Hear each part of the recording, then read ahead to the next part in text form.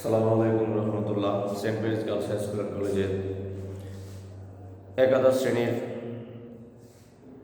ইতিহাস বিষয়ের প্রত্যেক শিক্ষার্থীকে জানাচ্ছে আন্তরিক শুভেচ্ছা অভিনন্দন। প্রিয় শিক্ষার্থীবৃন্দ, আশা করি তোমরা সবাই ভালো আছো এবং বাসায় থেকে নিরাপদে থেকে পড়ালেখা করছো। আলহামদুলিল্লাহ, আমি আল্লাহর মেহরবানিতে ভালো আছি। প্রিয় শিক্ষার্থীবৃন্দ, আজকে তোমাদের সাথে যে বিষয়টি নিয়ে আলোচনা করব সেটি হচ্ছে ইংরেজ উপনিবেশিক শাসন ও কোম্পানি আমল। এই চ্যাপ্টারের কিছু টপিকস নিয়ে আলোচনা করব, যেটা হচ্ছে যে উপনিবেশিক শাসন কী এবং ইংরেজ শাসনামলে যে কোম্পানি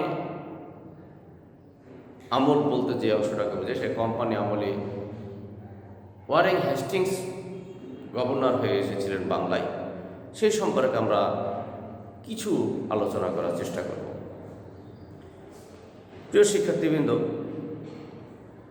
ভারতীয় উপমহাদেশে বণিক হিসাবে ইংরেজদের আগমন ঘটেছিল। ভারতীয় উপমহাদেশে বণিকের বেশে বণিক হিসাবে ব্যবসায়ের উদ্দেশ্যে ইংরেজের আগমন ঘটেছিল। তাহলে বণিক হিসাবে ব্যবসায়ের উদ্দেশ্যে ইংরেজেরা আগমন করে তারা এদেশের ক্ষমতা গ্রহণ করা, শাসন ক্ষমতায় অধিষ্ঠিত হওয়া ভারতীয় উপমহাদেশের ইতিহাসে একটা তাৎপর্যপূর্ণ ও গুরুত্বপূর্ণ আলোচ্য বিষয়। অর্থাৎ 1757 সালে পলাশী যুদ্ধে বাংলার নবাবকে পরাজিত করার মধ্য দিয়ে এই ভারতবর্ষে ইংরেজদের শাসনের সূচনা হয়েছিল। পরবর্তীকালে 1764 সালে বক্সারের যুদ্ধে জয়লাভ এবং 1765 সালে বাংলা বিহার উড়িষ্যা দেওয়ানি লাভ করার মধ্য দিয়ে ইস্ট ইন্ডিয়া কোম্পানি এদেশের শাসন ক্ষমতা গ্রহণ করে। এদেশের শাসন ক্ষমতা গ্রহণ করে তারা এই বাংলায় যে অদ্ভুত একটা শাসন ব্যবস্থা প্রবর্তন করেছিলেন, যেটাকে আমরা জানি ব্রিটিশ শাসন, কোম্পানি শাসন আমল। তাহলে শাসন ক্ষমতা গ্রহণ করে ইংরেজেরা যে বাংলায় যে শাসন ব্যবস্থা গ্রহণ করেছিলেন, প্রতিষ্ঠা করেছিলেন, সেটা হচ্ছে উপনিবেশিক শাসন। সেটা হচ্ছে উপনিবেশিক শাসন। তাহলে আমরা যদি আর একটু ক্লিয়ার করে বলতে, যে উপনিবেশিক শাসন বলতে কি বুঝে, উপনিবেশিক শাসনটা কি জিনিস, আমরা একটা বাক্যে বলার চেষ্টা করি। বলছে, নিজ দেশের গণ্ডি পেরিয়ে যখন অন্য একটা দেশ বা দেশের কোনো একটা অঞ্চল দখল করে সেখানে ভিন দেশীয় বা পরদেশীয় শাসন প্রতিষ্ঠা করা হয়, তখন সেই শাসন ব্যবস্থাটাকে বলা হয় উপনিবেশিক শাসন। আবার বলি, নিজ দেশের গণ্ডি পেরিয়ে অন্য দেশ বা অন্য দেশের ভূখণ্ড দখল করে যখন সেখানে ভিন দেশীয় বা পরদেশীয় শাসন প্রতিষ্ঠা করা হয়, তখন সেই শাসন ব্যবস্থাটাকে বলা হয় উপনিবেশিক শাসন। আশা করি ব্যাপারটা বুঝতে পেরেছি উপনিবেশিক শাসনটা কি। তাহলে 1757 সালে পলাশী যুদ্ধ, 64 সালে বক্সারের যুদ্ধ এবং 65 সালে দেওয়ানি ক্ষমতা লাভ করার পর ইস্ট ইন্ডিয়া কোম্পানি এই বাংলায় যে শাসন ব্যবস্থাটা কায়েম করেছিলেন, সেটা হচ্ছে ইস্ট ইন্ডিয়া কোম্পানির, অর্থাৎ এটা ছিল উপনিবেশিক শাসন।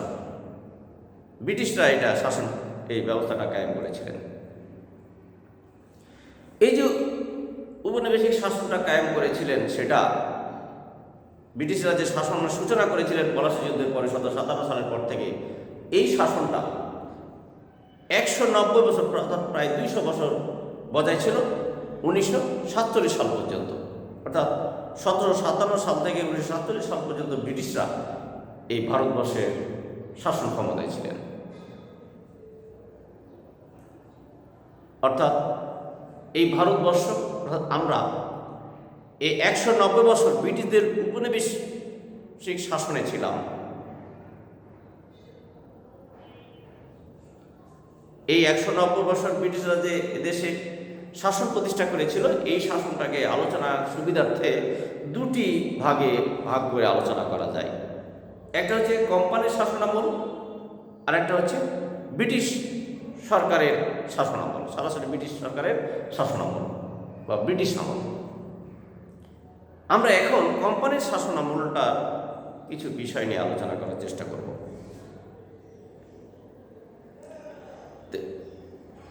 ভারতবর্ষে ব্রিটিশরা যে উপনিবেশ প্রতিষ্ঠা করেছিলেন, এই আমলটাকে তাহলে দুইটি অংশে ভাগ করা যায়। একটা হচ্ছে কোম্পানি আমল, আর একটা হচ্ছে ব্রিটিশ আমল।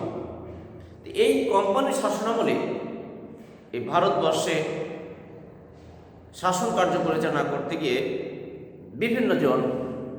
বিভিন্ন ব্রিটিশ ব্যক্তি দায়িত্ব পালন করেছেন। যেমন আমরা বলতে পারি রবার্ট ক্লাইভ করেছে, ওয়ারেন হেস্টিংস করেছে, ওয়েলেসলি করেছে, লর্ড কর্নওয়ালিস করেছে, Lord Curzon, Lord Dalhousie, Lord William Bentinck, এ সকল ব্যক্তিরা তারা গভর্নর এবং গভর্নর জেনারেল হিসাবে ভারতবর্ষে দায়িত্ব পালন করেছেন। এদের মধ্যে কেউ কেউ সাম্রাজ্যবাদী নীতি অনুসরণ করে শাসন কার্য পরিচালনা করেছেন, আবার কেউ কেউ সংস্কারপন্থী হিসাবে সংস্কার নীতি অনুসরণ করে শাসন কার্য পরিচালনা করেছেন। তো বলা হচ্ছে যে এই সকল ব্যক্তিরা যে নীতি অনুসরণ করে শাসন কার্য পরিচালনা করুক না কেন বা করেছে, তাদের শাসন ব্যবস্থা এদেশের জনগণের মনোভূত হয়নি বা জনগণকে খুশি করতে পারেনি। তাদের শাসন ব্যবস্থাটা মনে প্রাণে এদেশের জনগণ মেনে নিতে পারেনি। তাই বিভিন্ন সময় এদেশের জনগণ, বাংলার জনগণ, ভারতবর্ষের জনগণ কোম্পানির শাসন আমলের বিভিন্ন ব্যক্তির শাসনের বিরুদ্ধে বিভিন্ন সময় ছোট বড় বিভিন্ন রকম আন্দোলন করেছে, নানা রকম আন্দোলন সংগ্রাম করেছে। এরকম কোম্পানির শাসনামলে ছোট বড় আন্দোলনগুলোর মধ্যে সবচেয়ে যেটা আলোচিত বা আলোড়ন সৃষ্টিকারী আন্দোলন, সর্বপ্রথম যে আন্দোলনটি ইস্ট ইন্ডিয়া কোম্পানি এবং ব্রিটিশ সরকারের টনক নাড়িয়েছিল, সেটি ছিল 1857 সালের সিপাহী বিদ্রোহ। 1857 সালে ইস্ট ইন্ডিয়া কোম্পানির শাসনের বিরুদ্ধে ভারতবর্ষের সিপাহীরা ভারতবর্ষের জনগণ সাথে নিয়ে তারা ব্যাপক আন্দোলন গড়ে তুলেছিলেন, যেটা ইতিহাসে সিপাহী বিদ্রোহ নামে পরিচিত। আবার এই আন্দোলনটাকে ভারতবর্ষের ব্রিটিশদের বিরুদ্ধে প্রথম স্বাধীনতার সংগ্রাম হিসাবে অভিহিত করা হয়েছে।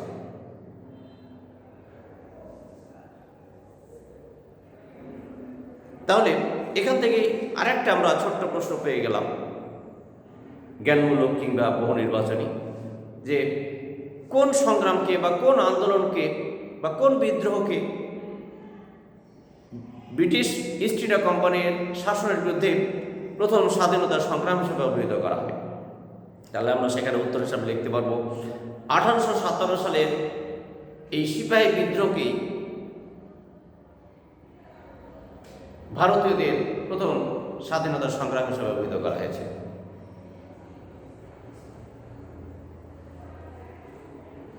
এবার প্রিয় শিক্ষার্থীবৃন্দ, আমরা সামনের দিকে যাই।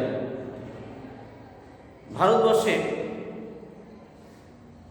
গভর্নর হিসাবে ওয়ারেন হেস্টিংস যখন দায়িত্ব পালন করছিলেন, এই ওয়ারেন হেস্টিংস সম্পর্কে আমরা অল্প কিছু আলোচনা করার চেষ্টা করব। ওয়ারেন হেস্টিংস ভারতবর্ষের ইতিহাসে ওয়ারেন হেস্টিংসের শাসনামল এটা গুরুত্বপূর্ণ অধ্যায়। অল্প বয়স থাকাকালীন সময়ে, অর্থাৎ 18 বছর বয়সের কথা বলা হচ্ছে এখানে। তিনি যখন 18 বছর বয়স ছিল তখন তিনি ভারতবর্ষে এসেছিলেন ইস্ট ইন্ডিয়া কোম্পানির একজন সামান্য কর্মচারী হয়ে। এই সময় ভারতবর্ষে বিভিন্ন কর্মচারী হিসেবে বিভিন্ন কাজ করতে গিয়ে যখন নবাব সিরাজউদ্দৌলা 1756 সালে 4 জুন কাশিমবাজার দুর্গ আক্রমণ করেছিলেন, কাশিমবাজার কুঠি আক্রমণ করেছিলেন, সেই আক্রমণে ওয়ারেন হেস্টিংস বন্দী হয়েছিলেন নবাব সিরাজউদ্দৌলার বাহিনীর কাছে। পরবর্তীকালে মুক্তির পরে তিনি দেশে ফিরে গেছিলেন। ইস্ট ইন্ডিয়া কোম্পানি যখন এদেশের শাসন ক্ষমতা গ্রহণ করার পরে ভেরিলাস্ট, কার্টিয়ার এ সকল ব্যক্তিরা যখন দায়িত্ব পালন করছিলেন গভর্নর হিসেবে ভারতবর্ষে, তখন তাদের শাসনামলে, তাদের শোষণে এদেশের রাজনৈতিক অর্থনৈতিক অবস্থাটা চরম বিপর্যয় যখন দেখা দিয়েছিল, তখন ব্রিটিশ সরকার ইস্ট ইন্ডিয়া কোম্পানির ভারতবর্ষের গভর্নর হিসাবে ওয়ারেন হেস্টিংসকে প্রেরণ করেছিলেন। ওয়ারেন হেস্টিংস ভারতবর্ষে ইস্ট ইন্ডিয়া কোম্পানির গভর্নর হয়ে এসেছিলেন তাহলে কত সালে? 1772 খ্রিস্টাব্দে। তিনি এদেশের গভর্নর হয়ে এসে এদেশের শাসন ব্যবস্থার সুবিধার্থে তিনি ব্রিটিশ সরকারের পরামর্শক্রমে বেশ কিছু সুপারিশের মাধ্যমে রেগুলেটিং অ্যাক্ট প্রণয়ন করা হয় 1773 খ্রিস্টাব্দে, এবং এই রেগুলেটিং অ্যাক্ট প্রণয়ন করার পরে 1774 খ্রিস্টাব্দে তিনি গভর্নর থেকে গভর্নর জেনারেল পদে উন্নীত হন। তো যখন ওয়ারেন হেস্টিংস ভারতবর্ষে ইস্ট ইন্ডিয়া কোম্পানির গভর্নর হয়ে 1772 খ্রিস্টাব্দে আগমন করে শাসন কার্য পরিচালনা করছিলেন, এই শাসন কার্য পরিচালনা করতে গিয়ে তিনি বেশ কিছু অসুবিধার সম্মুখীন হয়েছিলেন। আমাদের অনেক সময় প্রশ্ন আসে, প্রিয় শিক্ষার্থীবৃন্দ, যে ওয়ারেন হেস্টিংসের অসুবিধাসমূহ কি ছিল, বা ওয়ারেন হেস্টিংসের অসুবিধাসমূহ ব্যাখ্যা করো।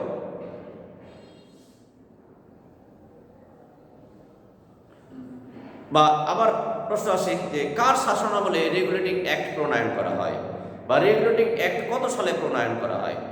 এখানে হচ্ছে যে রেগুলেটিং অ্যাক্ট প্রণয়ন করা হয় 1773 সালে।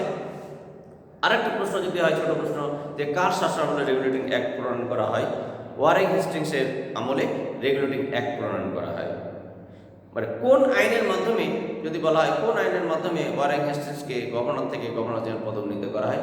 রেগুলেটিং অ্যাক্ট আইনের মাধ্যমে ওয়ারেন হেস্টিংসকে গভর্নর থেকে গভর্নর জেনারেল পদে উন্নীত করা হয়। তাহলে বড় প্রশ্ন আসতে পারে যে এই যে উক্ত ব্যক্তি অর্থাৎ ওয়ারেন হেস্টিংসের অসুবিধার সমূহ কী ছিল, ব্যাখ্যা করো। এটা খ নম্বরও থাকতে পারে, গ হয়তো দিতেও পারে। তা আমরা এবার আলোচনা করার চেষ্টা করব ওয়ারেন হেস্টিংসের অসুবিধা সমূহ। প্রিয় শিক্ষার্থীবৃন্দ, ওয়ারেন হেস্টিংস গভর্নর হিসেবে দায়িত্ব পালন করতে গিয়ে বেশ কিছু সমস্যার সম্মুখীন হয়েছিলেন।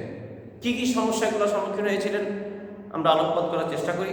ওয়ারেন হেস্টিংস প্রথমে এসে লক্ষ্য করলেন যে এর আগে যে 76-এর যে মন্বন্তর ঘটেছিল, যে দুর্ভিক্ষ মহামারী ঘটেছিল বাংলায়, এই দুর্ভিক্ষ মহামারী অর্থাৎ 76-এর মন্বন্তরের ফলে এদেশে পরপর 2 বছর যে অনাবৃষ্টি হয়েছিল, যার ফলে ফসলের ব্যাপক হানি হয়েছিল। 70 সালে যে বসন্ত অর্থাৎ মহামারী দেখা দিয়েছিল, গুটি বসন্ত বা কুষ্ঠরোগ, এই রোগে এবং দুর্ভিক্ষের কারণে এদেশে প্রচুর পরিমাণ প্রাণহানি ঘটে, প্রচুর পরিমাণ মানুষ মৃত্যুবরণ করে, এমনকি 3 কোটি মানুষের মধ্যে 1 কোটি মানুষ মৃত্যুবরণ করে। ফলে লক্ষ্য করেন যে গ্রামগুলি জনশূন্য হয়ে যায়। চাষাবাদের জন্য যে জমিগুলি ছিল সেই উর্বর জমিগুলি অনাবাদি পড়ে রয়েছে কৃষকের অভাবে। তিনি লক্ষ্য করেছিলেন যে ইস্ট ইন্ডিয়া কোম্পানির যে কর্মকর্তা কর্মচারীরা যারা এই বাংলা বা ভারতবর্ষে দায়িত্ব পালন করছেন, তারা চরম দুর্নীতিবাজ বা দুর্নীতির সাথে জড়িয়ে পড়েছিলেন। ন্যায় নীতির তোয়াক্কা না করে তারা অবৈধ উপায়ে অর্থ উপার্জনে মেতে উঠেছিলেন। এদেশের জনগণের উপর চরম জুলুম নির্যাতন করা শুরু করেছিলেন এবং ক্লাইভ কর্তৃক যে দ্বৈত শাসন ব্যবস্থা প্রবর্তন করেছিলেন, এর ফলে এদেশের অর্থনৈতিক অবস্থা, অর্থনৈতিক মেরুদণ্ড একবারে ভেঙে পড়েছিল। ফলে এদেশের যে অর্থনৈতিক অবস্থা ছিল সেটা দুর্বল হয়ে এমন দুর্বল হয় যে রাজকোষ শূন্য হয়ে পড়েছিল। কোম্পানির কর্মকর্তা কর্মচারীরা লুটপাট করে তারা ব্যক্তিগতভাবে লাভবান হতে শুরু করে, দুর্নীতি করে অর্থ উপার্জন শুরু করে, কিন্তু কোম্পানির রাজকোষ শূন্য হয়ে যায়। এছাড়া লক্ষ্য করেন যে দাক্ষিণাত্যে, ভারতবর্ষের দাক্ষিণাত্যে যে মারাঠা শক্তি উত্থান হয়েছে, এই মারাঠা শক্তি ব্রিটিশ শক্তির জন্য, শাসন ব্যবস্থার জন্য, কোম্পানির শাসনের জন্য চরম হুমকি স্বরূপ হয়ে দাঁড়ায়। এছাড়া মহীশূরের হায়দার আলী ব্রিটিশদেরকে এই ভারতবর্ষ থেকে বিতাড়িত করার জন্য বদ্ধপরিকর। ব্রিটিশদের এদেশ থেকে ভারতবর্ষ থেকে বিতাড়িত করার জন্য এবং প্রতিশোধ গ্রহণ করার জন্য পথ খুঁজছিলেন। এমনই একটা বিপদ সংকুল অবস্থায় ওয়ারেন হেস্টিংস ভারতবর্ষের শাসনভার গ্রহণ করেছিলেন। সে সময় এই বাংলার আর্থসামাজিক অবস্থার বর্ণনা দিতে গিয়ে ঐতিহাসিক স্যার আলফ্রেড বলেন, দুর্নীতিতে উপমহাদেশের ইংরেজদের ভাগ্য সর্বনিম্ন স্তরে নিমজ্জিত হয়েছিল। প্রিয় শিক্ষার্থীবৃন্দ, এই যে অসুবিধার কথা বললাম, যে ওয়ারেন হেস্টিংস ভারতবর্ষে সুষ্ঠুভাবে শাসন কার্য পরিচালনা করতে গিয়ে, দায়িত্ব পালন করতে গিয়ে এই সমস্যাগুলির সম্মুখীন হয়েছিল। এই সমস্যাগুলোর কারণে ওয়ারেন হেস্টিংসের পক্ষে সুষ্ঠুভাবে ভারতবর্ষের শাসন ব্যবস্থা পরিচালনা করা সম্ভব হচ্ছিল না। এই জন্য এই সমস্যাগুলো দূর করার জন্য ওয়ারেন হেস্টিংস বেশ কিছু পদক্ষেপ গ্রহণ করেছিলেন। প্রিয় শিক্ষার্থীবৃন্দ, সেই পদক্ষেপগুলি, সেই ব্যবস্থাগুলি আমরা আগামী ক্লাসে আলোচনা করার চেষ্টা করব।